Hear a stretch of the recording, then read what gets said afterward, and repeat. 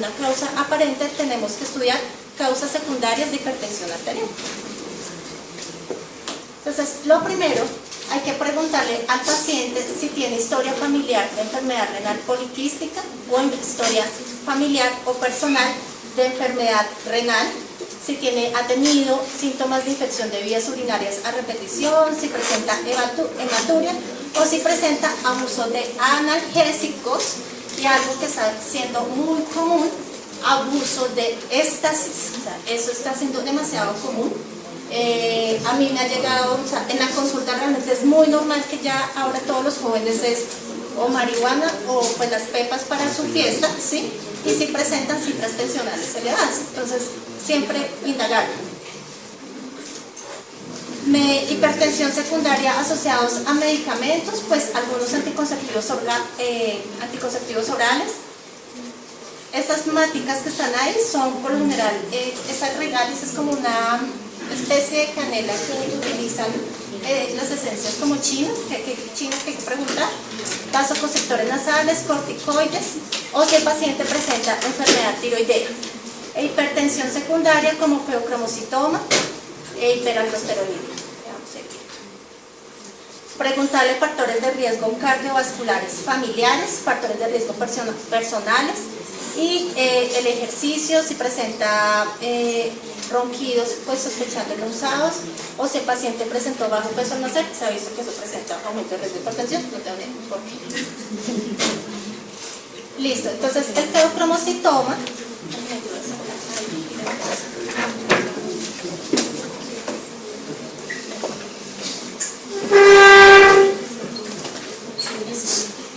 entonces el feocromocitoma son tumores secretores de catecolaminas y van a ser producidos en la médula suprarrenal, en los ganglios simpáticos o paragangliomas, y se presenta por lo general en la quinta década de la vida, y es igual tanto en hombres como en mujeres. Síntomas, entonces, pueden tener hipertensión arterial, la mitad de los pacientes. Un tercio de pacientes va a tener una hipertensión arterial intermitente y otro porcentaje mínimo va a tener una tensión arterial normal. Lo que hay que identificar son como los síntomas que refiere el paciente. El paciente va a referir como una especie de crisis de ansiedad. Entonces, él va a referir que siente sudoración, que siente palpitaciones, que siente sensación que se va a morir, y después de eso le empieza dolor de cabeza, sudoración y se pone frío. La mayoría de estas crisis, que lo describen así, son crisis de ansiedad. Sin embargo, estos pacientes, ustedes pongan en atención, evalúen la presión arterial porque pueden tener un feocromocitoma. Bueno, las crisis que les dan a estos pacientes puede ser espontánea o puede estar asociada a ciertos medicamentos como la metoclopramida, cambios posturales o el ejercicio. Y las crisis también pueden ser variables, o sea, pueden ser todos los días o de vez en cuando. Y algunos pacientes pueden tener manchas de color marrón claro en su cuerpo.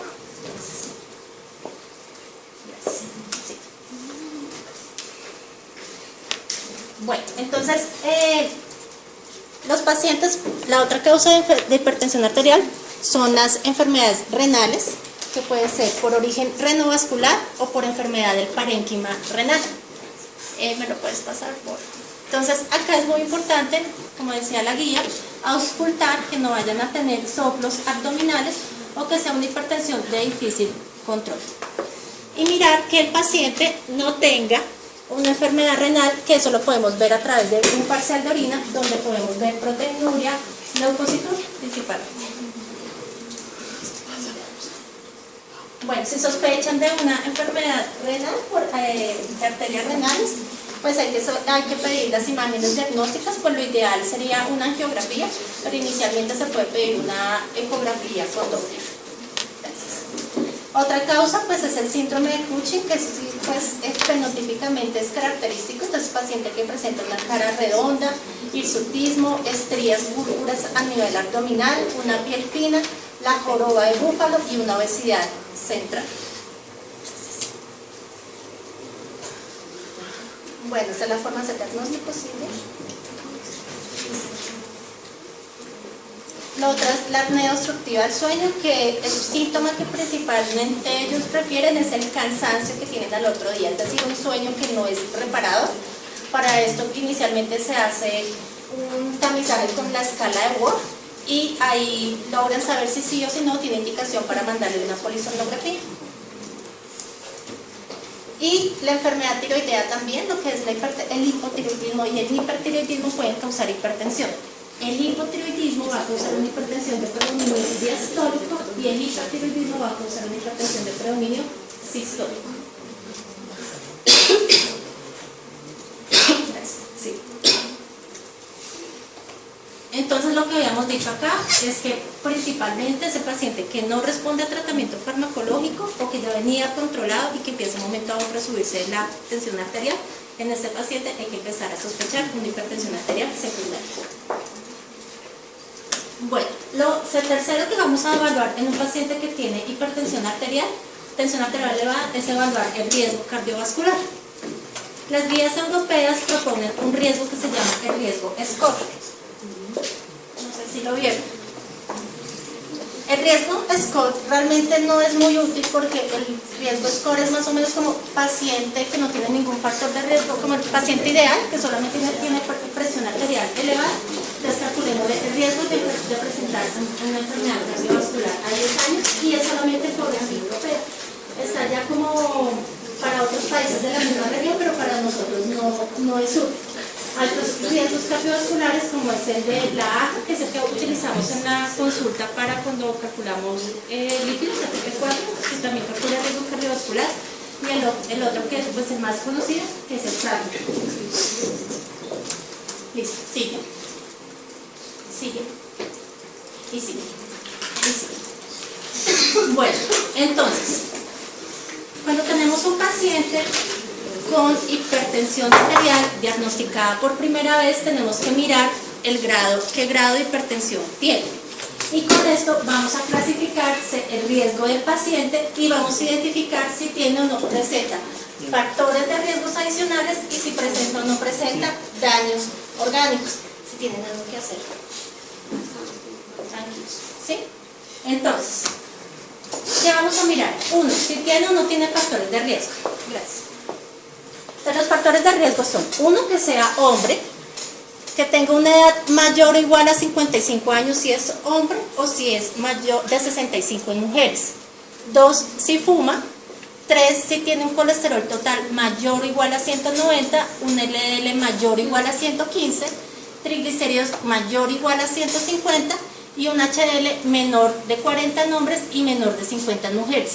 Si tiene un rango de diabetes en prediabetes, si tiene una prueba de tolerancia oral alterada, si tiene obesidad o si tiene una perímetro abdominal mayor de 112 en hombres, en mujeres de 88 o si tiene una enfermedad cardiovascular prematura familiar.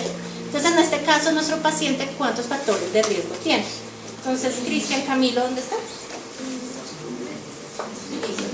Entonces, Cristian Camilo Moreno, cuéntame qué factores de riesgo tiene nuestro paciente.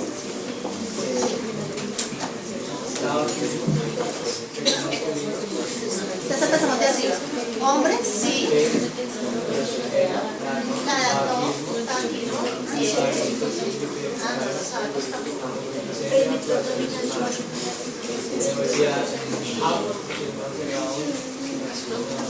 Y el perímetro abdominal. Sí. Entonces en eso ya tendría más de 3 factores de riesgo. Tendríamos que aún determinar si tiene o no tiene daño orgánico. Y como nos decía Carlos, desde el principio en este paciente, así no tengamos diagnóstico de hipertensión, sí debemos pedir todos los laboratorios de tamizaje. Carlos, por favor. Gracias. Entonces, lo que hay que evaluar si el paciente tiene daño orgánico. ¿Qué vamos a evaluar? Uno, la presión de pulso. Entonces, la presión de pulso es presión arterial sistólica menos la presión arterial diastólica. Si eso a mayor de 60 tiene un aumento de daño vascular. Dos, si el paciente tiene hipertrofia ventricular izquierda por electro o por ecocardiograma. Lo ideal es el ecocardiograma, porque el electro puede salir normal y tener una hipertrofia ventricular. Las guías recomiendan de rutina, mirar el grosor de la pared carotidia con el Doppler mirar el índice, tobillo, brazos y sospecha de enfermedad arterial periférica y determinar la microalbuminura. Con eso miramos si tiene daño orgánico y mirar si tiene la enfermedad renal crónica o la diabetes mellitus, pues a través de una, pues de la creatinina, parcial de orina y pues la prueba de tamizaje de glicemia. Listo. Listo, sí. Sí. Entonces ahí vamos a mirar, sigue. Si el paciente tiene factores de riesgo, si tiene daño de órgano blanco.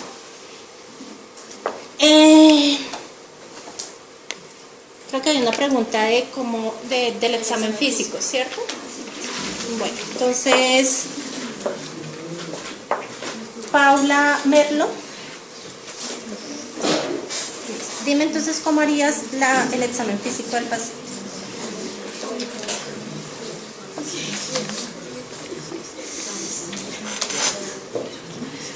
¿Tú estás ahorita pasando esto?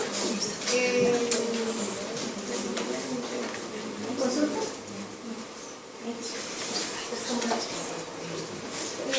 Pues inicialmente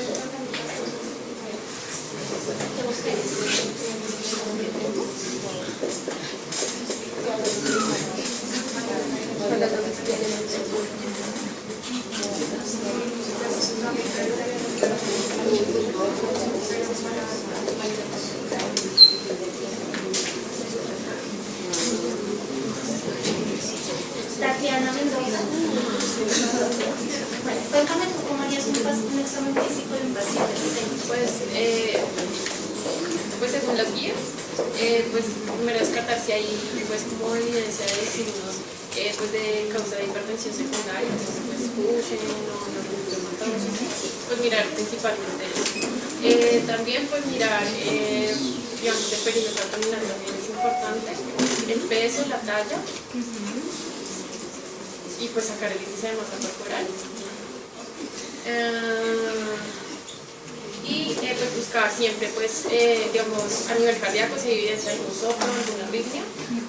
Y pues para evaluar, pues, el ojo, pues siempre hacer fondo de ojo, para ver si hay signos de retinopatía hipertensiva. Listo. Entonces, en el cerebro, ¿qué puede causar la hipertensión arterial? Valeria Bobby. ¿Dónde está? ¿Qué te puede causar la hipertensión arterial a nivel del cerebro?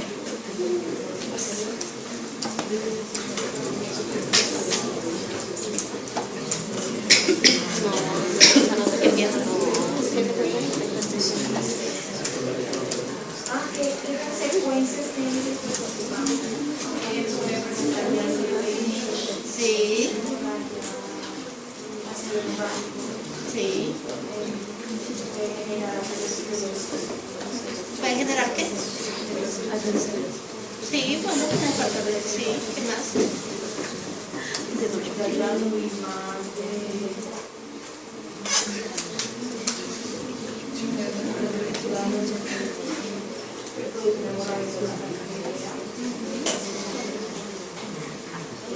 ¿Tú me ibas a decir algo más?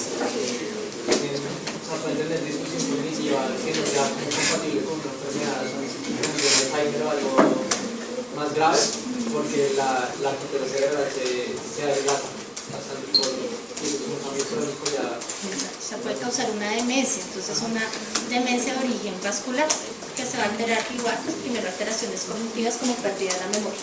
En los ojos, ¿qué puede causar? Retinopatía hipertensiva, muy bien. En el corazón, ¿qué podemos encontrar en un paciente? ¿Qué debemos buscar? Hipertrofia, ¿qué más? Arritmia, sí, también. ¿Qué más buscamos? Soplos, ¿pensando en qué? Valvulopatías, muy bien. A nivel renal, ¿qué podemos encontrar en un paciente en el examen físico? Dime. Sí. ¿Podemos encontrar algo? ¿Qué? Pues si tienen enfermedad renal poliquística, el riñón Se está aumentado el tamaño. Y si no, pues nada. En arterias periféricas, ¿qué podemos encontrar? Disminución del llenado capilar. y en el riñón si tienen o cromocitoma, manchas en café de leche. En la piel, exactamente.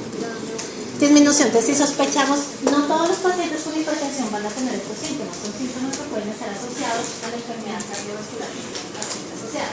Entonces pueden tener una enfermedad arterial periférica. ¿Cómo se manifiesta una enfermedad arterial periférica? La ubicación. La ubicación es el principal y en el examen físico que vamos a encontrar.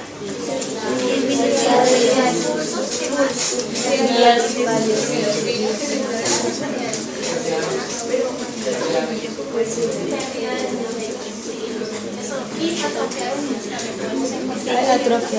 La disfunción cognitiva que nos acabamos de hablar y preguntar si el paciente está roncando o no, pues sospechando si tiene un SAPS. Listo. Dale. Bueno, acá es muy importante y es que es tener en cuenta esto, que la hipertensión arterial es una enfermedad asintomática, ¿sí? Es el enemigo silencioso. Esto porque, no tanto porque el paciente nos relacione, es que me duele la cabeza, es que tengo sudor, bueno, eso es lo de menos. Lo más importante es que como es asintomática, la gente no va y no se toma su medición de presión arterial. Por eso a nivel laboral, a nivel en las casas, siempre tenemos que recomendar la medición de la presión arterial a partir de qué edad. 18 De los 18 años, puede tener una hipertensión elevada, una hipertensión, la primera causa es esencial, que por tener 18 años pueden tener una hipertensión arterial. Ya todos acá se han tomado recientemente su presión arterial.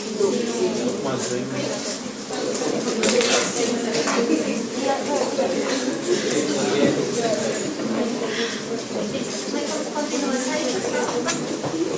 Entonces acá ese repaso sigue. Talla, peso, índice de masa corporal, presión arterial y mirar toda esa parte que ya hemos hablado.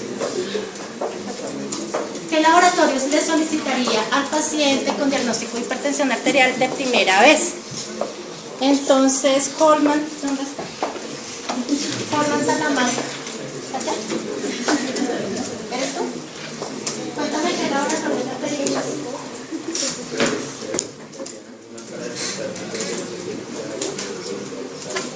Ay, ¿cuáles pedirías para mi hipertensión arterial? Parcial de orina. Un parcial de orina, listo. Creatinina, ¿qué más? Dale, Holman. Ay, tiroideas. Pruebas tiroideas, sí, de primera vez lo podemos pedir. Perfil lipídico. No te dejes, dale. Sí.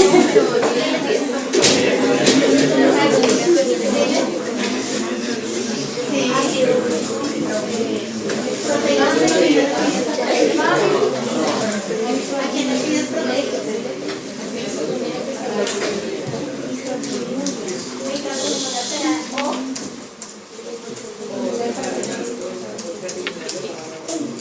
O parcial de orina. El parcial de orina normalmente tiene o no tiene proteína. No tiene proteína. Y si marca positivo, ¿qué significa? Si marca positivo las proteínas, significa que tiene un rango mayor de proteinúria, no de microalbuminúria. Entonces el paciente que me sale con proteinuria en el parcial de orina del PEI es una recolecta de 24 horas de orina para medición de la proteinuria de 24 horas. Si el parcial de orina sale normal, significa dos cosas, que está normal o tiene un rango de proteinuria que no es medido por la telilla del parcial de orina, sino un rango como el microalbuminuria. Entonces por eso a ese le pedimos es la microalbuminuria. ¿Sí? ¿Sale? Electrolitos, ¿qué electrolitos pediría? Sodio, potasio, principalmente. Por acá me decíamos la resolución 412, no a todos de entrada le pedimos hormonas tiroideas. A ese paciente a quien le vamos a pedir hormonas tiroideas es el que presente por clínica los síntomas, ¿listo? Pero no de rutina se lo vamos a pedir. Listo. Sigue, por favor. Sigue. Entonces, más o menos esa es la... bueno, ácido úrico también es de entrada que recomiendan las guías europeas, más no está en nuestras guías. Sigue, por favor. Sigue. Bueno, entonces, como les decía, hay que buscar si tiene o no hipertrofia ventricular, que solo podemos inicialmente con un electrocardiograma y es lo que recomiendan nuestras guías. pero las guías europeas lo que recomiendan es el ecocardiograma y resonancia magnética, pero nosotros no vamos a pedir una resonancia magnética.